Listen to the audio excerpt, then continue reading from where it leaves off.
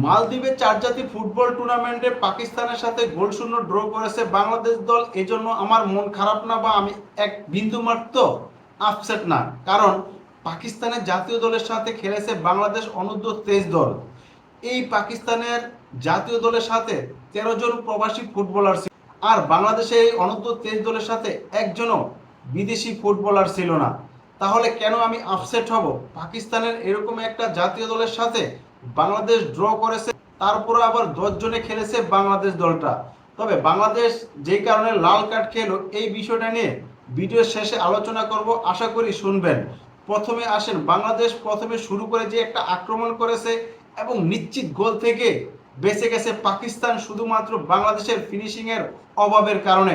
যেই নিশ্চিত গোল মানে শুধুমাত্র নার্ভাসের কারণে, যা ফিনিশিংয়ের দুর্বলতার কারণে বাংলাদেশ গোল করতে পারেনি। লিগে অসাধারণ পারফরমেন্স করে, কিন্তু তারা জাতীয় দলে এসে ভালো পারফরমেন্স করতে পারে না। এটাই হচ্ছে বাংলাদেশের মূল কারণ। পাকিস্তানের সাথে ম্যাচের মধ্যে কিন্তু বেশি ডিফেন্স খেলেছে মারুফুল হকের শিষ্যরা। মারুফুল হক যে এতটাই ডিফেন্স খেলবে সেটা কিন্তু আমি মোটেই কল্পনা করতে পারিনি। পাকিস্তান যখন অ্যাটাকে যায় তখনই কিন্তু বাংলাদেশ মানে 9 জন 7 জন এরকম ডিফেন্স মুডে ছিল, এবং যে যার জায়গায় ছিল সে কিন্তু তার জায়গাটা পরিপূর্ণভাবে ক্লিয়ার করতে পেরেছে। কিন্তু এতটা ডিফেন্স খেলা কিন্তু আমার মতে বোধগম্য নয়। বর্তমানে এত ডিফেন্স খেললে কিন্তু আপনি গোল করার চান্স খুবই কম হয়।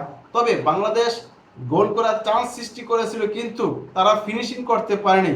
পাকিস্তান কিন্তু অনেক চেষ্টা করেছে, কিন্তু তারা গোল করতে পারেনি। ডিবক্সের আশেপাশে ঘোরাঘুরি করছে, কিন্তু তাদের যেই স্পেস দেয়নি বাংলাদেশ।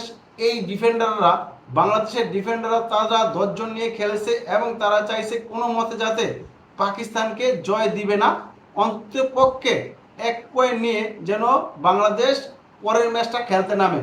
সেই টার্গেটটাই করেছিল মারুফুল হকের শিষ্যরা, আর তারা ফাইনালি সাকসেস হয়েছে। এখন কথায় আসেন, যেই কারণে লাল কার্ডটা খেলো, আমার মতে একেবারে ঠিক আছে। লাল কার্ডটা যে খেয়েছে এটা কিন্তু সে লাথি মারার কারণে। দেখেন আপনি একটু ভালো করে, তিনি যদি এই যে ফাউলটা করছে এটা কিন্তু বিধি লঙ্ঘন করা হয়েছে। যদি এটা বিধি লঙ্ঘন করা না হতো, মানে সে লাথিটা না দিত, তাহলে কিন্তু সে লাল কার্ডটা খেত না। তবে লাল কার্ডটা পেয়েছে, এটা একবারে বিধিসম্মত হয়েছে। এখন অনেকে বলবেন যে ভাই এটা লাল কার্ড না দিলেও পারতো।